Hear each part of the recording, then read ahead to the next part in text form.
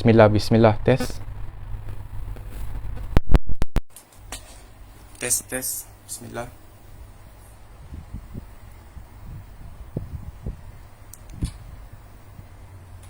Bismillah. Bismillahirrahmanirrahim. Assalamualaikum warahmatullahi wabarakatuh. Alhamdulillah wassalatu wassalamu ala Rasulillah wa ala alihi wa sahbihi wa man wala. Maaf tadi saya dah mulakan tetapi tak ada suara ataupun audionya tiada bunyi ataupun tak ada suara saya bila saya cakap tu tak didengari. InsyaAllah saya akan mulakan kembali lah daripada awal lagi insyaAllah untuk pengetahuan semua. Bismillah. Alhamdulillah wassalatu wassalamu ala Rasulillah wa ala alihi wa sahbihi wa man wala. Alhamdulillah, kita bersyukur kepada Allah Subhanahu wa taala atas segala nikmatnya, atas segala rezeki limpahan kurniaannya kepada kita. Dapat bersama-sama untuk melanjutkan lagi kehidupan kita di muka bumi ini sebagai hamba Allah Subhanahu wa taala yang beriman. Moga kita semua di kalangan hamba-hamba yang berjaya dan selamat insya-Allah. Dan kita tunjukkan kesyukuran kita pada Allah Taala yang melanjutkan umur kita dan memberikan kita kesihatan bagi yang sihat. Bagi yang dalam keadaan kurang sihat ataupun uzur, kita anggap ia sebagai satu peringatan daripada Allah Subhanahu Wa Taala untuk kita sebagai hamba yang sentiasa lupa, satu peringatan yang sangat bermanfaat agar kita semua bangun dan kita semua bangkit dan kembali kepada Allah Subhanahu Wa Taala, ingat pada Allah. Baiklah para jemaah sekalian, apa pendengar sekalian yang ada, InsyaAllah ini video ni atau video yang live secara langsung akan diadakan seminggu sekali pada setiap hari Isnin sekitar waktu beginilah, lepas zuhur sekitar jam 2 petang, dan di mana akan dikongsikan pengajian hadis Nabi SAW. Dan pengajian ini adalah berkaitan dengan kisah-kisah yang masyhur ataupun yang popular, yang di mana tersebar luas di kalangan masyarakat Islam Melayu kita juga, dan juga di masyarakat Islam secara umumnya, yang di mana kisah ini ia seringkali ia dikaitkan dengan hadis Nabi SAW. Ia seringkali dikaitkan dengan kisah ataupun sejarah hidup baginda SAW, sama ada Nabi SAW sendiri ataupun juga di kalangan para sahabat baginda SAW. Dan ternyata kisah-kisah ini semua ada kemungkinannya ia tidak benar ataupun ia tidak sahih ataupun ia tidak pernah berlaku pun. Ternyata ia kalau dikaji disebut oleh para ulama, oleh para pakar-pakar muhaddisin, maka akan didapati bila kita berlakukan kajian tersebut dan kita lihat kepada kajian mereka juga, ternyata kisah-kisah ini semua ia dipalsukan ataupun ia dengan silapnya, dengan batilnya ia dikaitkan dengan Nabi SAW. Maka contoh dalam kisah itu dia mengatakan bahawasanya Nabi SAW melakukan sedemikian dengan para sahabat yang tertentu dan melakukan satu aktiviti dan sebagainya.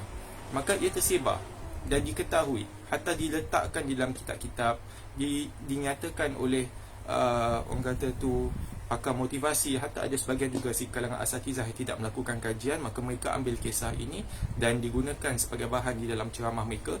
Maka mereka yang mendengar ataupun mereka yang membaca kitab-kitab ini, mereka mendengar ceramah ini, maka mereka dapat informasi yang salah dan memikirkan bahawasanya kisah ini ia berlaku. Walaupun kisah-kisah ini kebanyakannya ataupun boleh kata nak dekat semua kisah-kisah ini ia ada manfaatnya.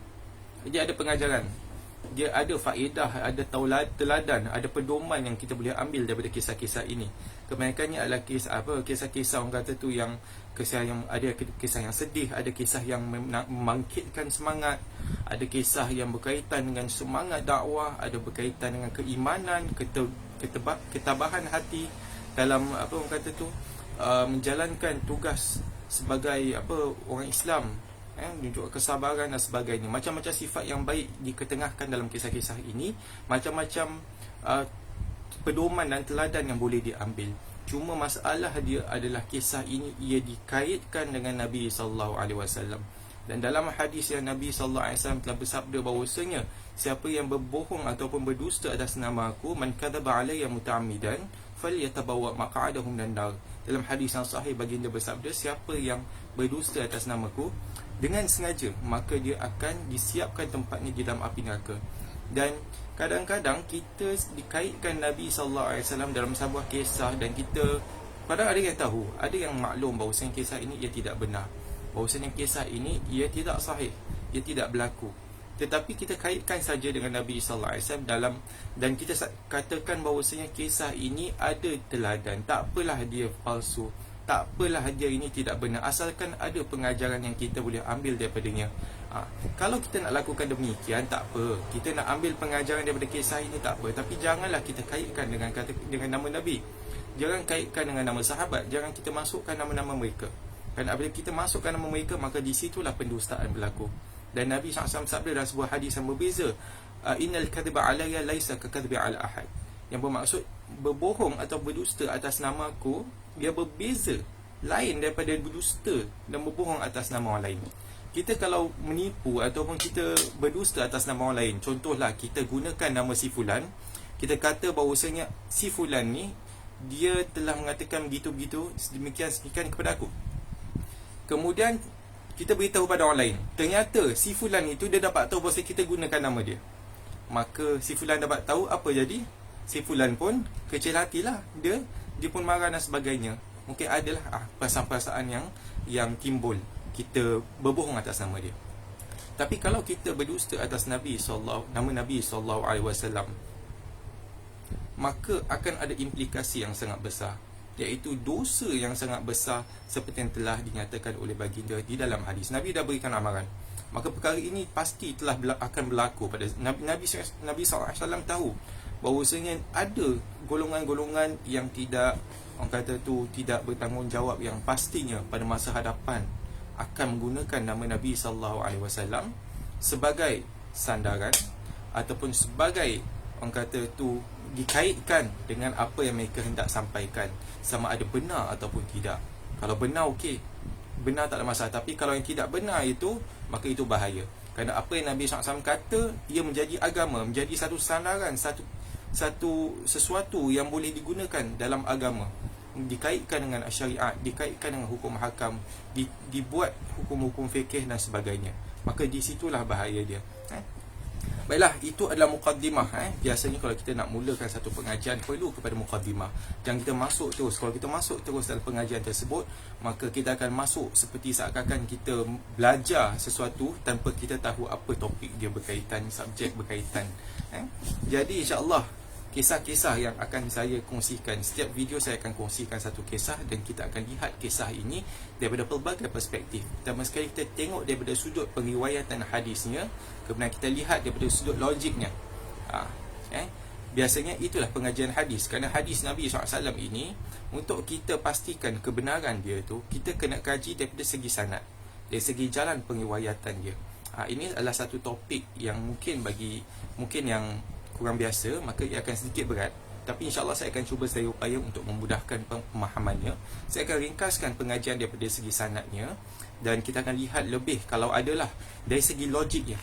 Kerana kadang kisah-kisah ni dia tak masuk akal.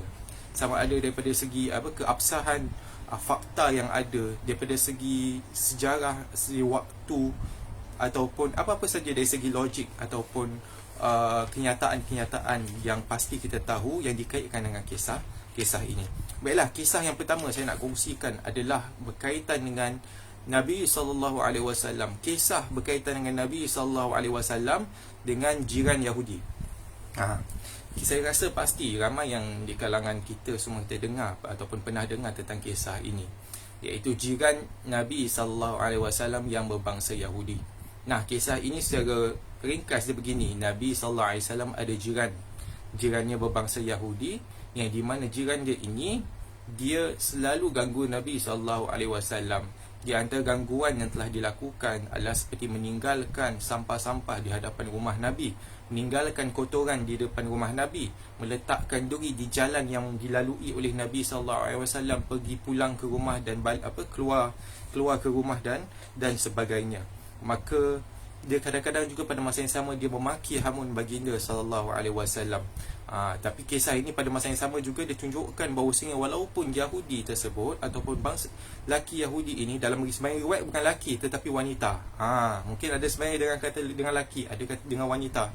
Jadi dalam sebagai riwayat laki ataupun wanita pun dikatakan bahawasanya walaupun dicaci maki Nabi SAW. Dia melakukan segala ganggu Nabi SAW, meletakkan sampah, kotoran dan sebagainya, ataupun benda-benda yang boleh membahayakan Nabi SAW. Tetap Nabi SAW menunjukkan sikap lemah lembut. Tetap Nabi SAW tidak balas. Nabi tunjukkan kesabaran baginda SAW. Dan di mana contoh-contoh sikap-sikap baginda, akhlak Nabi ditunjukkan ini, ia merupakan di antara orang kata tu contoh tauladan yang terbaik bagi umat manusia lah, ataupun untuk kita yang kita tunjukkan. Sampailah satu ketika di mana wanita ataupun lelaki Yahudi ini tiba dia berhenti, dia dah tak kacau ataupun tak ganggu baginda sallallahu alaihi wasallam lagi. Maka Nabi pun prihatinlah. Nabi kata, di manakah lelaki tu, dia dah lama tak nampak dia. Maka Nabi SAW pun suruh sahabat untuk pergi untuk cek ataupun periksa, tengok sidik apa yang berlaku. Ternyata lelaki tersebut ataupun wanita tersebut dia jatuh sakit. Maka Nabi SAW pun keluar dan ziarah lelaki ataupun wanita Yahudi tersebut. Kemudian lelaki ataupun wanita Yahudi tersebut dilihat Nabi SAW datang ziarah dia, dan Nabi mengatakan kata-kata yang baik, Nabi memberikan nasihat-nasihat yang baik. Maka dia pun apa orang kata tu, macam hati dia pun terbuka lah. Dia pun gembira lah. Dia rasa menyesal dengan apa telah dilakukan. Dia tengok akhlak Nabi, dia pun suka. Dan Nabi SAW suruh dia untuk masuk Islam, ataupun suggest dia lah untuk masuk Islam, dibacakan syahadah. Maka dia pun baca syahadah. Nah, kisah ni merupakan di antara kisah yang masyhur. Dia biasa kisah-kisah yang masyhur ni, dia sama ada dia benar atau tidak, kebanyakannya dia ada teladan apa pedoman. Di mana kalau kita dengar, hati kita boleh meruntun. Kita dengar, hati kita boleh terbuka. Kita akan rasa orang kata tu terkesima lah. Kita dengar dalam kisah ini, wah, inilah akhlak Nabi SAW dan inilah pedoman kita. Nah, bukan saya kata perkara ataupun pengajarannya itu semua tidak benar, bukan. Pengajaran apa-apa, tak kisah sama ada hadis ke, ataupun Al-Quran ke, ataupun hatta kisah-kisah yang kita baca dekat buku-buku, atau buku, orang kata tu, buku cerita lah. Buku cerita budak-budak contoh. Kalau lah ada kisah teladan ataupun pengajaran kita boleh ambil, maka kita ambil. Tidak ada masalah. Tapi masalah apa yang dikaitkan dengan Nabi SAW, ia dikaitkan kepada sahabat. Jadi itu adalah kisah yang masyhur yang tersebar, dan saya pasti ramai yang pernah dengar kisah ini. Dan kita lihat di manakah sumber kisah ini. Nah, setiap daripada kisah mesti ada sumber. Kalau ia berkaitan dengan hadis, pasti mesti ada sumber. Iaitu kalau hadis Nabi SAW, kita kena cari sumber dia. Kita kena lihat daripada manakah kitab yang ada meletakkan ataupun menyatakan kisah ini. Kalau kita cari satu hadis, contoh hadis yang diriwayatkan oleh Nabi oleh Nabi SAW yang berkaitan dengan salat ataupun berkaitan dengan zakat, maka kita buka kitab-kitab ataupun kitab hadis seperti kitab Al-Imam Al-Bukhari ataupun Imam Muslim, ataupun kitab-kitab seperti kitab Muwatta dan sebagainya untuk mencari. Maka kita akan dapati hadis tersebut ada dalam kitab yang itulah sumber dia. Itu adalah sumber asal dia. Tapi kalau kisah ini, maka kita didapati bahawasanya tak ada sumber yang dapat dijadikan rujukan yang asal ataupun asli di kitab-kitab yang mu'tabar hadis, kitab-kitab hadis yang mu'tabar atau kitab-kitab hadis yang biasa digunakan, atau kitab-kitab yang masyhur. Kalau kita buka kisah kitab sahih atau kitab-kitab sunan pun tak dijumpai hadis ini ataupun kisah ini. Kisah berkaitan dengan Nabi SAW dan lelaki Yahudi. Tapi kalau kita buka internet, pastinya ada banyak lah. Pastinya ada banyak, sama ada di laman-laman yang berbahasa Melayu ataupun laman bahasa Arab pun ada, tapi tak banyak. Yang bahasa Melayu lagi banyak. Dan ada sebahagian juga keluarlah dekat Facebook dan sebagainya, dijadikan sebagai post-post yang bermanfaat ataupun post-post yang dapat diambil pengajaran daripadanya lah, ataupun nasihat. Dan saya pasti kisah ini juga ia bukan sahaja ada di kitab-kitab ataupun orang kata tu ada di laman-laman, tetapi juga ia digunakan sebagai satu kisah yang kata tu nak memikat hati ataupun nak buat orang sedih lah.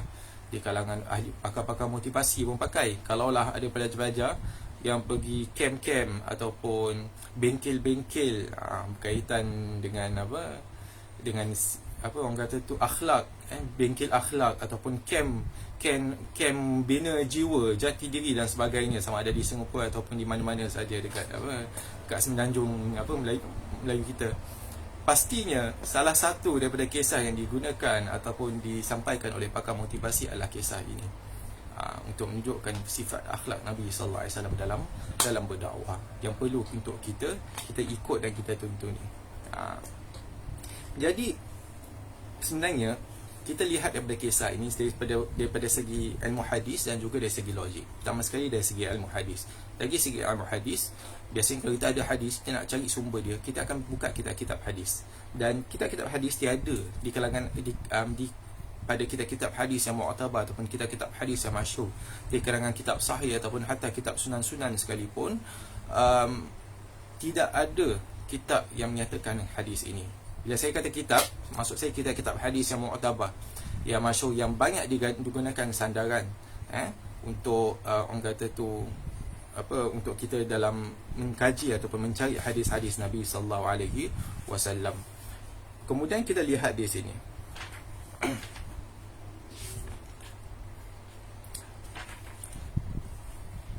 Profesor Dr. Muhammad Abdul Ghaffar Al-Sharif, yang merupakan salah seorang daripada tenaga pengajar di Universiti Kuwait, dia mengatakan bahawasanya dia mengaitkan kisah ini, tapi dia bukan terima kisah ini dari segi sudut dalil, tetapi dia nak mengatakan bahawasanya dia nak lihat daripada segi aspek kelembutan dakwah Nabi sallallahu alaihi wasallam dalam kisah ini, dan dia datangkan dalil ayat Al-Quran dalam surah Fussilat ayat 34 hingga 35. Ini para jemaah atau para pendengar sekalian boleh lihat sendirilah di mana ayat yang dinyatakan adalah di mana Allah Taala berfirman, wala tastawil hasanatu walas sayyi'ah idfa' billati hi ahsan fa idzal lati bainaka wa bainahu adawatun ka'annahu waliyyun hamim wa ma yulaqaha illa alladhina sabaru wa ma yulaqaha illa dhu hadzin azim. Yang bermaksud, dan tidaklah sama kebaikan dan kejahatan, tolaklah kejahatan itu dengan cara yang lebih baik. Tiba-tiba orang yang ada permusuhan dengan kami seolah-olah telah menjadi teman yang sangat setia. Sifat-sifat yang baik itu tidak dianugerahkan melainkan kepada orang yang sabar, dan tidak dianugerahkan melainkan kepada yang mempunyai keuntungan yang besar. Dan juga dikaitkan dengan sebuah hadis yang diriwayatkan oleh Ibn Umar. Cuma hadis ini dia ada sedikit kelemahan, di mana Ibn Umar melaporkan dalam sebuah hadis yang diriwayatkan oleh Imam At-Tabrani dalam kitab Awsat, kitab Mu'jam Al-Awsat dan Mu'jam Al-Kabir, di mana bagi Nabi SAW bersabda bahawasanya kasihilah temanmu berpada-pada, boleh jadi dia akan menjadi musuhmu suatu hari nanti, dan bencilah musuhmu berpada-pada, boleh jadi dia akan menjadi temanmu suatu hari nanti. Tapi kisah ataupun apa yang dinyatakan oleh Profesor Dr. Abdul Sharif ini, dia tidak membahaskan kisah ini dari segi kebenaran maklumat ataupun keabsahan riwayat maklumat tersebut, tapi lebih kepada aspek kelembutan Nabi SAW. Maknanya kita boleh ambil pengajaran daripada kisah ini, tetapi kita jangan kaitkan dengan nama Nabi sallallahu alaihi wasallam ataupun nama sahabat. Maknanya kalau kita nak ulang balik, contoh kita dah baca kisah ini, kemudian kita nak sampaikan kepada orang lain, maka kita ubahlah. Kita keluarkan, kita cakap bahawasanya Nabi sallallahu alaihi wasallam sangat berlembut dalam berdakwah. Nabi adalah orang yang banyak bersabar. Nabi orang yang tidak akan membalas dendam dan sebagainya. Dan ada banyak kisah-kisah yang lebih sahih yang berkaitan dengan kisah ini. Contoh, kita boleh ambil bagaimana Nabi sallallahu alaihi wasallam setelah membuka Fathu Makkah, lepas dah buka pintu kota Mekah, Nabi sallallahu alaihi wasallam tunjukkan keindahan akhlak dan mulia baginda. Nabi tak balas dendam kepada musyrikin Makkah yang orang kata tu, yang telah mengganggu Nabi, siksa Nabi SAW dan sahabat Nabi, yang telah menghalang Nabi sampai dakwah, berperang dengan Nabi daripada awal lagi Nabi mula dakwah daripada kat Mekah sampai kemudian kat Madinah. Nabi SAW bila buka Mekah, Nabi boleh sebenarnya untuk balas dendam, tetapi Nabi SAW tak balas dendam. Nabi maafkan mereka lagi. Itu adalah contoh kisah yang sahih, kisah yang benar. Kita gunakan itulah kalau ada. Kalau tak ada, mungkin kita boleh pertimbangkan. Baiklah, itu dari segi ilmu hadis. Kita lihat daripada segi apa? Dari segi kita persoalan-persoalan yang kita boleh timbulkan daripada segi logik tentang kisah ini. Pertama sekali, di manakah kisah ni berlaku? Nabi ada jiran Yahudi di mana? Nabi pernah tinggal di dua tempat. Pertama sekali dekat Mekah, pada awal 13 tahun Nabi SAW diutus sebagai pesuruh Allah di Mekah, lagi 10 tahun dekat Madinah. Jadi di manakah kisah ini berlaku? Kalau dia di Mekah dan juga kalau dia di Madinah. Kita lihat, kalau Nabi SAW kisah ini berlaku dekat Mekah, kita bayangkan lelaki Yahudi. Pertama sekali, di Mekah tiada orang Yahudi tinggal di Mekah. Yahudi kebanyakan di Yathrib ataupun di Madinah. Kalau dekat Mekah, kita boleh cuba bayangkanlah, orang Yahudi maknanya dia pendatang, dia orang luar, orang asing yang datang menetap di Madinah. Adakah dia ataupun orang asing ni, bila dia datang kat tempat orang, dia bermukim, dia berani lakukan perkara begitu terhadap orang yang menetap, orang tetap di Makkah? Dan kita kena ingat Nabi SAW, walaupun Nabi diganggu dan sebagainya, tetapi Nabi juga di kalangan bangsa-bangsa ataupun di kalangan orang kata tu kabilah yang berpengaruh di Makkah, di kalangan Bani Hashim. Walaupun mungkin dari segi orang kata tu, dari segi agama, dari segi orang kata tu dakwah yang Nabi diganggu dan sebagainya, dihalang daripada berdakwah, disusahkan tugas Nabi berdakwah. Tetapi bayangkan Nabi SAW ni merupakan seorang yang berpengaruh jugalah di kalangan kabilah ataupun Bani Hashim yang berpengaruh, yang ada pengaruhnya di Makkah. Iaitu orang luar nak datang Makkah, tinggal sana, kemudian ganggu Nabi SAW. Maka perkara itu mustahil. Jadi pastinya Nabi kisah ini tidak berlaku di Makkah, kerana mustahil untuk seorang pendatang datang ke Makkah kemudian lakukan sesuatu yang berlebih-lebihan. Dia pendatang kat tempat orang kan. Kemudian kita lihat, kalaulah dia berlaku di Madinah, kalaulah kisah ini dia berlaku di Madinah, dan pastinya ramai rasa bahawa sengit berlaku di Madinah kerana orang Yahudi ada dekat Madinah, dan ramai orang Yahudi ada dekat Madinah di kalangan Bani Quraizah, Bani Nadir, Bani Qainuqa dan sebagainya. Ada beberapa persoalan yang kita kena lihat di sini. Pertama sekali, betul ke Nabi SAW berjiran dengan orang Yahudi? Betul ke jiran Nabi SAW adalah orang Yahudi? Kita kena lihat. Kalaulah betul, kan, kita kena lihat macam mana. Nabi SAW ada beberapa rumah. Nabi bukan ada satu rumah saja. Nabi ada beberapa isteri, dan maknanya Nabi SAW ada beberapa rumah. Ada lain isteri, lain rumah. Dan kebanyakan rumah-rumah isteri Nabi SAW berada ataupun terletak di keliling ataupun berdekatan sangat dengan Masjid Nabawi atau Masjid Nabi. Nah, kita jangan bayangkan Masjid Nabi sekarang lah, kerana Masjid Nabi sekarang ini dah diluaskan, dan di mana asalnya lokasi ataupun spotnya rumah Nabi itu dah dimasukkan, dah termasuk di dalam Masjid Nabi. Tapi kalau zaman Nabi SAW dahulu, rumah Nabi terletak di luar, luar tapi berdekatan lah, berada di pekarangan Masjid Nabi. Maka bukan itu satu rumah je, tapi ada beberapa rumah yang berdekatan. Dan kalau kita rasa bahawasanya Nabi SAW tinggal berdekatan dengan masjid, dan rumah-rumah isteri Nabi SAW ada, semua berdekatan, kisah ni berlaku dekat rumah yang mana satu? Takkan semua rumah Nabi diganggu? Kan tidak dinyatakan dalam kisah ini berapa banyak rumah. Dia cuma kata diganggu satu, seakan kalau kita faham satu rumah saja. Kemudian kita lihat, kalaulah perkara ini berlaku di Madinah, kemudian ia dilakukan di salah satu daripada rumah Nabi SAW, takkanlah para sahabat Nabi tak lakukan apa-apa? Kerana pastinya sahabat Nabi, mereka tinggal berdekatan dengan Nabi SAW. Siapa yang tak nak tinggal dekat dengan Nabi? Lagi dekat dengan Nabi, lagi bagus lah, kan? Hingga kita lihat di sini di mana para sahabat Nabi SAW sendiri, di mana mereka banyak bersuhbah ataupun mereka mencuba mendampingi Nabi SAW di kalangan para sahabat seperti Abu Hurairah, Anas bin Malik dan sebagainya, Ibn Umar, di mana mereka cuba sedaya upaya untuk meluangkan banyak masa mereka dengan Nabi SAW. Dan buku ini beberapa nama saja yang saya nyatakan. Ramai lagi di kalangan para sahabat yang cuba untuk meluangkan masa mereka mendampingi suhbah dengan Nabi. Jadi di antara cara untuk mereka suhbah bukan saja untuk bersama dengan Nabi pada kebanyakan masa, tetapi pada masa yang sama mereka cubalah untuk tinggal dekat dengan Nabi. Bila tinggal dekat dengan Nabi, maka kita akan selalu untuk berjumpa dengan Nabi, mudah untuk bersama dengan Nabi SAW. Dan kalau para sahabat ada tinggal di sekeliling Nabi SAW, ini satu perkara yang kita pasti ia berlaku, takkanlah orang lelaki atau wanita Yahudi itu berani untuk lakukan sesuatu dan para sahabat tak lakukan sesuatu terhadap dia. Para sahabat tak halang dia, atau para sahabat tak hukum dia dan sebagainya. Baiklah, itu pun kita lihat. Kalaulah dia berani lakukan, kalau kisah ni berlaku, takkanlah kita kena bayangkanlah Nabi SAW ni, Nabi SAW di Madinah merupakan ketua negara. Nabi merupakan, orang kata tu macam presiden lah. Baginda adalah ketua Madinah, ketua pemimpin umat Islam. Nabi ada para sahabat yang di mana mereka dah baiat untuk lindung Nabi daripada musuh, di mana mereka akan lindung Nabi SAW. Mereka dah baiat di kalangan Muhajirin dan Ansar, mereka akan dah baiat, dah angkat setia untuk lindung Nabi seperti mana mereka lindung ahli keluarga mereka. Jadi bayangkanlah ketua negara diganggu oleh seorang yang bukan Islam dekat negara Islam. Takkanlah para sahabat dan umat Islam yang lain mereka tak lakukan apa-apa.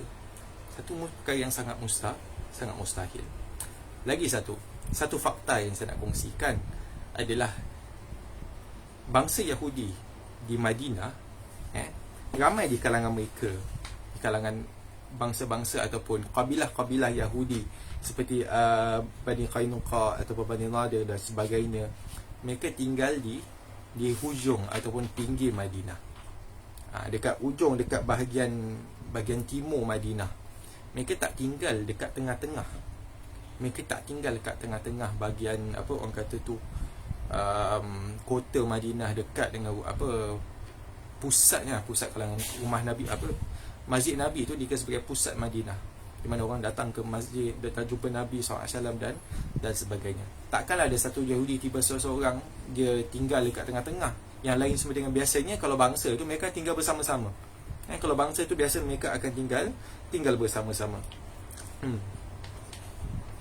Maka di sini, selepas kita lihat daripada segi keabsahan maklumatnya dari segi hadis, dan kita lihat daripada keterangannya ataupun persoalan-persoalan yang pokok yang timbul disebabkan oleh kisah ini, kita boleh buat kesimpulan bahawasanya kisah ini adalah kisah yang tidak benar, dan para ulama mengatakan bahawasanya kisah ini adalah kisah yang tidak wujud lah. Perkara ini tidak wujud. Dan kisah ini biasanya, apakah punca kisah yang tidak benar ini berlaku? Kebiasaannya adalah di kalangan, kalau kita belajar tentang hadis maudhu', kita belajar tentang hadis yang palsu, ada banyak sebab kenapa orang buat hadis palsu. Di antaranya seperti kalaulah seorang itu ataupun individu tertentu itu dia ta'assub dengan satu pegangan, ataupun ta'assub dengan satu fahaman. Ada juga yang untuk lebih kepada kepentingan diri mereka sendiri. Tapi ada juga yang di mana dia lakukan untuk menghiburkan orang, sebagai penghibur di kalangan wu'az dan di kalangan orang kata tu tukang cerita. Sekarang kita tak tukang cerita lah. Tukang cerita pada zaman dulu kat pasar-pasar ni mungkin kita susah nak bayangkan. Dekat pasar ada satu orang tu dia tukang cerita. Susah kita nak bayangkan. Tetapi tukang cerita tu wujud pada zaman dulu. Dan mereka suka untuk cerita-cerita, dan mereka dibayar atas cerita mereka kerana mereka hiburkan hati orang. Dan apabila mereka, dan hatta di zaman pemerintahan Umayyah, Abbasiyah dan sebagainya, tukang cerita ni mereka dibayar tinggi kalau mereka dapat hiburkan khalifah. Ini satu perkara yang pasti kalau kita belajar tentang sejarah, kita maklum akan ini. Dan kadang ada cerita-cerita yang mereka sampaikan tu, kadang dia memang direka kisah dongeng. Tapi apabila mereka reka tu, kadang-kadang ada yang tambah, ada yang buat, ada yang memang kaitkan sampai kaitkan dengan Nabi SAW betul-betul agar dipercayai oleh orang ramai. Dan bila orang ramai percaya, maka nama dia pun naik kerana dia yang bercerita ataupun dia yang menyampaikan cerita tersebut. Maka itu di antara sebab-sebab kenapa kisah yang orang kata kisah motivasi lah. Kisah motivasi ni dia timbul dan ia tidak dapat dikaitkan dengan Nabi SAW. Apapun, kisah ini banyak juga di kitab-kitab. Kalau kita nak jumpa cari kisah ni ada dekat website, dekat berbagai laman-laman dekat website. Kalau dalam kitab, mungkin dia ada dalam kitab-kitab hadis yang tidak popular, ataupun kitab-kitab hadis yang mengumpulkan hadis-hadis yang orang kata tu hadis-hadis yang palsu ataupun hadis maudhu' ataupun hadis yang dhaif. Seperti kisah ini ada dalam kitab Ad-Du'afa yang ditulis oleh Alim Al-Uqaili, yang kitab Du'afa merupakan kitab yang memuatkan hadis-hadis yang dhaif dan hadis-hadis yang sangat lemah. Dan juga disebut dalam kitab Musannaf, di mana dan juga disebut oleh Ibn Sunni dalam kitab Amal Yawm wa Lailah dengan sanad yang lemah dan sebagainya. Tapi ini semua adalah kisah-kisah yang dimaktubkan Kisah-kisah yang dimaktub dalam kitab-kitab yang bukan mu'tabar sebagai sumber rujukan hadis-hadis yang sahih ataupun hadis yang diterima. Tapi saya nak nyatakan satu kisah. Ada sebuah kisah yang di mana bukan sebuah kisah, satu hadis Nabi sallallahu alaihi wasallam yang di mana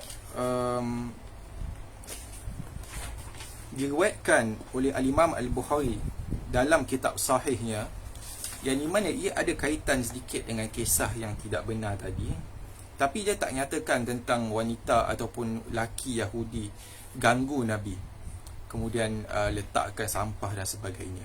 Dia cuma kata bahawasanya ada seorang Yahudi yang berbakti kepada Rasulullah sallallahu alaihi wasallam. Satu ketika dia jatuh sakit. Ketika itulah Nabi sallallahu alaihi wasallam datang dan Nabi berdakwah kepada dia. Nabi suruh dia untuk masuk Islam. Iaitu hadis yang diriwayatkan oleh Al-Imam Al-Bukhari, hadis 1356 dalam kitab Janaiz, dan kitab berkaitan dengan jenazah, di mana anak muda Anas bin Malik radhiyallahu anhu melaporkan anak muda Yahudi yang menjadi khadam kepada Nabi telah jatuh sakit. Nabi ziarah dan duduk di sisi kepalanya. Nabi kata kepada dia, masuklah ke dalam Islam. Dia anak muda Yahudi itu melihat kepada ayah dia yang ada di sisinya. Lalu ayahnya berkata, taatilah Abu Al-Qasim. Maka dia pun memeluk Islam. Nabi SAW keluar daripada rumahnya dan berkata, pujian kepada Allah yang telah menyelamatkan daripada neraka. Hadis ni hadis sahih, diriwayatkan dalam kitab sahih oleh Al-Imam Al-Bukhari. Nah, kisah ni dia berbeza kisah tadi. Kisah tadi merupakan seorang wanita lelaki Yahudi yang ganggu Nabi SAW selalu tinggalkan lakukan itu sini. Tapi kisah yang saya bawa bacakan, kisah yang sahih ini merupakan kisah di mana seorang anak muda Yahudi yang pernah berkhadam ataupun berkhidmat kepada Nabi SAW, pernah bantu Nabi SAW yang jatuh sakit. Jadi dua kisah yang berbeza. Tapi apa yang saya sampaikan di sini adalah saya nak buat kesimpulan lah untuk tutup sesi ini. Pertama sekali, secara jelasnya orang Yahudi mereka tinggal jauh dengan daripada pusat bandar kota Madinah. Mereka tinggal di pinggir Madinah, dan pastinya mereka tak beranilah untuk lakukan apa-apa kepada Nabi sallallahu alaihi wasallam. Tak berani ganggu, kerana Nabi adalah ketua negara ataupun ketua umat Islam di Madinah, ketua Madinah sendiri. Mungkin Nabi SAW tak ada macam bodyguard yang sentiasa jaga rumah Nabi dan sebagainya, tetapi pastinya para sahabat mereka ada untuk melindungi. Dan perkara ini, kalau kisah kita nampak kisah ni bukan dia berlaku sekali atau dua kali, banyak kali berlaku berdasarkan apa yang telah dinyatakan oleh kisah tersebut. Dan pastinya kalau berlaku banyak kali, maka para sahabat mereka akan lakukan sesuatu, mereka akan halang ataupun mereka akan lindungi Nabi sallallahu alaihi wasallam, dan pastikan perkara itu tidak berlaku lagi. Tapi takkanlah para sahabat tak lakukan apa-apa, padahal mereka telah berjanji dan mereka pasti jaga Nabi. Mereka memang jaga Nabi. Tak semestinya jaga Nabi masa peperangan saja, tak semestinya jaga Nabi masa ada pertempuran dan lindungi Nabi, tetapi juga kehidupan harian Nabi SAW juga mereka akan jaga. Maka tiada siapalah yang berani untuk lakukan apa-apa kepada Nabi SAW secara terbukalah dekat Nabi di Madinah. Kalau ada pun mungkin ada yang senyap-senyap konspirasi dan sebagainya, tapi secara terbuka tak ada. Dan kesimpulan kedua yang saya nak buat di sini, kita kena lihat bahawasanya umat Islam mereka telah memberikan perlindungan yang sewajarnya kepada kaum bangsa Yahudi yang berada di Madinah ketika Nabi sallallahu alaihi wasallam dah masuk ataupun hijrah ke Madinah. Di antara perkara yang Nabi SAW lakukan pada awalnya adalah melaksanakan perjanjian dengan kaum Yahudi, yang di mana mereka akan diberikan perlindungan yang sewajarnya oleh Nabi sallallahu alaihi wasallam. Dan hatta di kalangan Yahudi juga ramai di kalangan mereka yang masuk Islam lepas Nabi SAW berdakwah pada mereka, ada juga tak masuk Islam. Tapi yang penting di sini kita boleh lihat bahawasanya Nabi SAW tidak ada sebab untuk orang Yahudi untuk bermusuhan dengan Nabi, kecualilah ada yang memang ada hati yang sangat benci kepada Islam dan sebagainya. Seperti apa yang telah dilakukan oleh di kalangan mereka seperti Bani Nadir, Bani Khuwaizah yang telah mengkhianati perjanjian yang ada dengan Nabi SAW, maka mereka telah dihukum dalam peperangan yang lain. Jadi kesimpulannya, kisah ini tidak benar, dan kisah ini tak bolehlah kita untuk sebarkan kepada orang lain. Ada ulama mengatakan kisah ini adalah kisah yang palsu. Ada ulama mengatakan kisah ini adalah kisah yang terlalu dhaif, dan ada ulama kata kisah ini adalah kisah yang dia kata tu, dia sebagian ulama meletakkan bahawasanya tidak dijumpai sanad kepada kisah ini, iaitu tidak dijumpai sumber, la asla lahu, tiada asal baginya. Pelbagai orang kata tu lafaz yang digunakan oleh para ulama untuk memberikan status kepada kisah ini, dan kita boleh ambil boleh rumuskan bahawasanya kisah ini adalah kisah yang tidak benar, salah satu dari kisah yang masyhur. Jadi saya harap semua maklum akan perkara ini, dan jangan kita sebarkan. Kalau kita nak ambil pengajaran, kita ambillah yang sahih. Ada banyak lagi pengajaran yang menceritakan tentang dakwah Nabi, kesabaran, indahnya akhlak Nabi SAW yang tidak membalas dendam, tidak bermusuhan dengan sesiapa walaupun Nabi disakiti dan sebagainya. Ada banyak kisah yang boleh kita gunakan, seperti kisah Taif, yang di mana Nabi nak dakwah kepada kaum Taif, tetapi Nabi SAW dilempar batu oleh anak-anak kecil yang disuruh oleh orang dewasa, suruh anak-anak kecil untuk lempar batu kepada Nabi SAW. Kemudian Jibril datang dan mengatakan bahawasanya Allah SWT telah mendengar doamu, kalau nak diberikan, kalau kau berikan arahan, maka aku akan jatuhkan Akhsyabain ataupun dua gunung Akhsyabain ini yang ada dekat Mekah di atas mereka. Tetapi Nabi SAW mengatakan tidak, kemungkinan mereka akan anak-anak mereka belum sampai dakwah pada mereka, dan mereka mungkin insya-Allah akan masuk Islam pada masa akan datang. Tunjukkan kepada keindahan akhlak Nabi, dan itu adalah kisah yang benar. Dari satu kisah benar yang menunjukkan indahnya akhlak Nabi dalam dakwah adalah kisah yang di mana Nabi SAW bila dah buka ataupun dah masuk Makkah atau Fathu Makkah, kejadian Fathu Makkah, Nabi SAW sebenarnya boleh untuk balas dendam terhadap kaum musyrikin yang telah menyusahkan hidup Nabi daripada awal lagi dekat Makkah. Ada yang siksa sahabat Nabi SAW, ada yang orang kata tu ganggu Nabi, halang dakwah Nabi SAW. Maka dalam hal ini Nabi boleh untuk balas dendam, tetapi Nabi tidak tunjukkan keindahan dakwah Nabi SAW. Kita boleh gunakan kisah ni, janganlah guna kisah lain kalau boleh. Dan jangan dikaitkan, kalau nak gunakan, jangan kita kaitkan dengan nama Nabi, dengan nama sahabat. Kalau kita kaitkan, maka takut-takut kita terjerumus di kalangan hamba ataupun orang-orang yang Nabi SAW mengatakan, man kadzaba alayya muta'ammidan falyatabawa maq'adahu minan nar. Siapa yang berdusta atas nama aku, maka akan disediakan tempatnya di api neraka kelak. Wallahu ta'ala alam. Semoga kita semua di kalangan umat-umatnya ataupun hamba-hamba Allah yang dijauhkan daripada api neraka. Kita semua lindungi hadis Nabi dan kita jaga ketulinannya. Semoga kita semua di kalangan umat Islam, masyarakat Islam yang maklum dan tahu mana satu yang benar, mana satu yang tidak. Nantikan pada minggu hadapan, pada sekitar waktu yang sama, pada hari yang sama, untuk kisah yang seterusnya insya-Allah. Wallahu taala alam. Aqulu qawli hadza wa astaghfirullahal azim li wa lakum. Wassalamualaikum warahmatullahi wabarakatuh.